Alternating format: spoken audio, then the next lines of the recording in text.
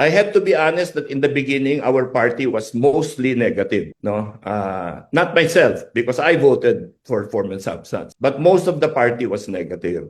Today, I think the majority is in favor of sending this to the Senate.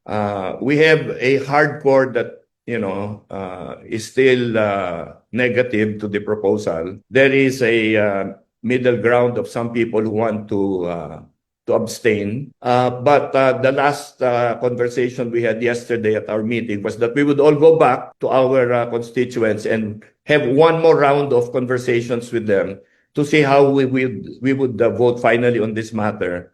And we will probably meet before the vote count, I think on Monday, and then we will see what the final vote will be. But right now, the situation in NUP is, I think there's a majority that are favoring the sending of these articles of impeachment to the Senate. Of our 55 members, siguro mga, I would say maybe 60%.